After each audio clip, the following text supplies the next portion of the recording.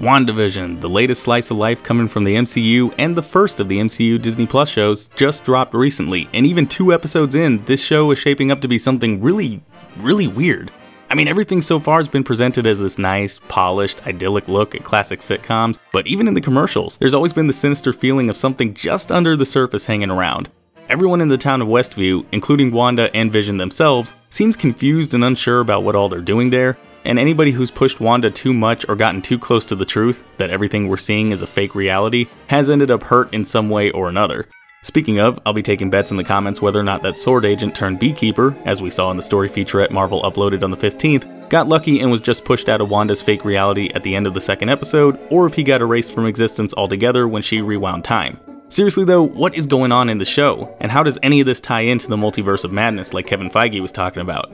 Well, based on everything we know so far, I'm thinking that Wanda is being manipulated by either Mephisto or Nightmare, with one of the demonic entities trying to use her or her kids to cause whatever multiverse shenanigans we end up seeing in the Doctor Strange sequel. In the comics, Wanda and Vision having children all started with a fight between the demon Mephisto and Franklin Richards, the son of Mr. Fantastic and the Invisible Woman, in the pages of 1985's Fantastic Four number 277, which ultimately ended up in Mephisto being weakened and split into 6 fragments of himself.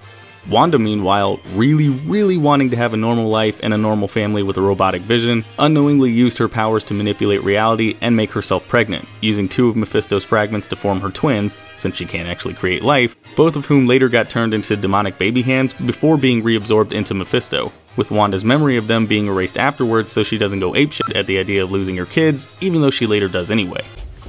Everybody got that? Well, damn, that's actually really messed up. But can we actually expect Marvel to try and adapt any of that in this show? Well, actually, yes we can. And yeah, obviously some details are going to change here and there, but so far it seems like the major story elements are already being set up in the show. First off, Wanda's powers as we've seen them in the MCU have definitely never been used quite the same way as in the comics, so she's in need of an upgrade. Which brings us to Kathryn Hahn's character, Agnes. There's been a bunch of fan theories that this nosy neighbor is actually the witch Agatha Harkness, and there's been plenty of evidence supporting that, even just from what all we've seen so far. According to the trailers, she'll be dressed like a witch on Halloween, a time when the titular characters are dressed in outfits reflecting their comic attire. Agatha in the comics has been referred to as Auntie Agatha by Franklin, and one of the trailers showed Agnes referring to herself as Auntie Agnes. Hiya kids! Auntie Agnes is here and I've got a couple of tricks up my sleeve. Comic Agatha is known for having a black cat, appropriately named Ebony, and in the animated intro for episode 2, you can see an ad for Auntie A's kitty litter when Wanda goes to the store. Agnes is also seen a few times, and even in some of the promotional material, wearing a specific necklace, similar to the brooch Comic Agatha wears. In episode 2, we find out Agnes has a rabbit named Senor Scratchy, which could be a reference to Nick Scratch, Agatha's son in the comics. And on top of all that, Agnes's name is a condensed version of Agatha Harkness. Agatha Harkness? What does this have to do with anything? Well, even though she may have been first introduced in the Fantastic Four comics, Agatha's also been heavily associated with Wanda over the years, having been the one to train Wanda to better use and understand her power, then later being the only one to recognize that Wanda's kids weren't actually what they seemed to be, and also being the one to both take care of Mephisto after he made the mistake of reabsorbing the twins and wipe Wanda's memory of them, and occasionally helping her out with some mystical mumbo-jumbo when the situation calls for it. Honestly, it wouldn't surprise me if Agnes here was doing something similar after the events of Endgame, either directly training Wanda before demons and all that showed up, or heading into her fake reality willingly to keep an eye on her and make sure things don't spiral out of control. I mean, she does occasionally seem to be the only one in the show that seems to know what's up without the character breaks, so it makes sense to me. Let's just take it from the top. Speaking of demons, I've seen a bunch of people trying to work out which one specifically might be the one pulling all the strings in WandaVision, with a lot of people landing on Mephisto for some pretty obvious reasons. Aside from the fact that we know Wanda and Vision are having twins later in the season, and the whole messed up story in the comics I mentioned earlier directly involved Mephisto in the birth of those twins, we may have also gotten a direct reference to him in the 2nd episode.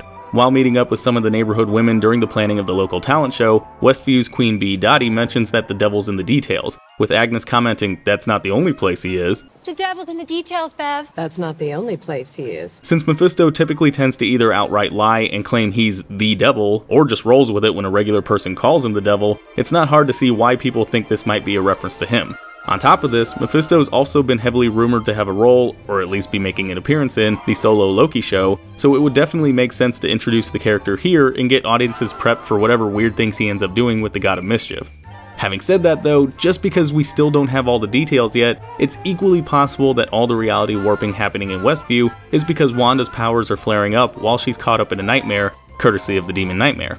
I can do a more in-depth video on Nightmare if anybody cares, but the important details for this video are that he's an otherworldly entity who has the ability to invade the dreams of others through their connection to what's known as the dream dimension whenever they go to sleep, and draw power from them when he does. It's already been rumored that we'll see him pop up as the big bad in the Multiverse of Madness, so it's not hard to think he could be set up in the series leading into that movie, but we even got some evidence for this in one of the trailers.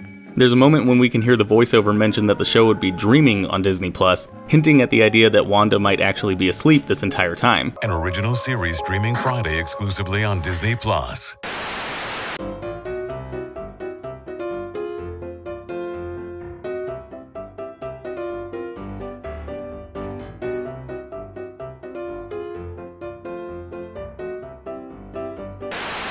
Adding on to that, in the second episode, we see Wanda and Vision going through a routine magic act as part of the local talent show, using the stage names Glamour and Illusion, respectively.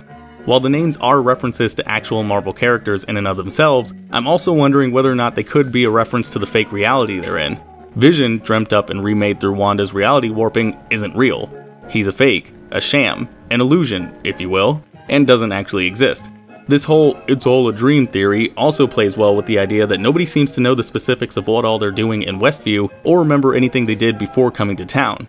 Plenty of people have had dreams where they can't remember things like phone numbers, where they park their cars, seeing blank pages in their favorite books, and even though I'm not getting into a whole "what does it all mean" dream breakdown here, I will say I got those kinds of vibes during the dinner scene in the first episode, when Wanda and Vision stumbled over what their lives were like before they even got to Westview in the first place. We moved from, Yes, we moved from...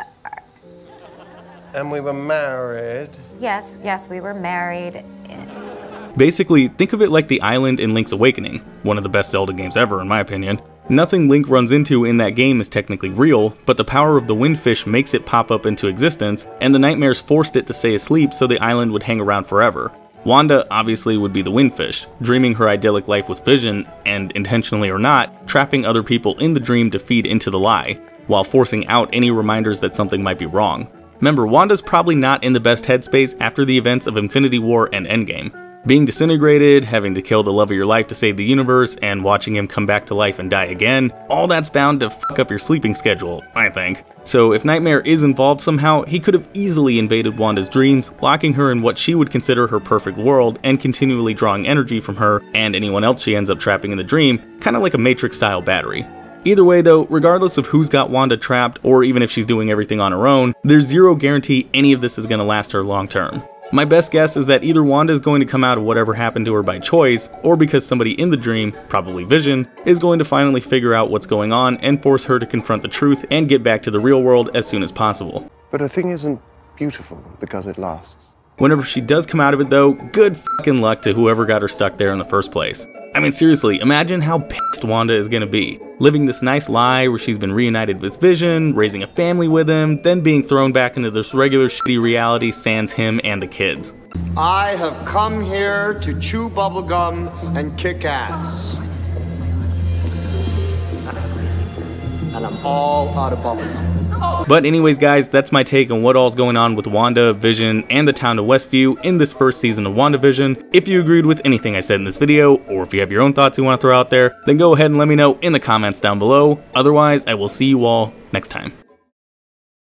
Hey, thanks for watching. If you like this video, then go ahead and click that like button, and if you're new, maybe consider clicking that subscribe button too. I've also got links to my Facebook, Twitter, Twitch, Instagram, and Patreon in the description. You should probably check those out too. And if you want to see more of my content, then you can click the link to my last video. It's right there in the middle of your screen. Alright, and I will see you all next time.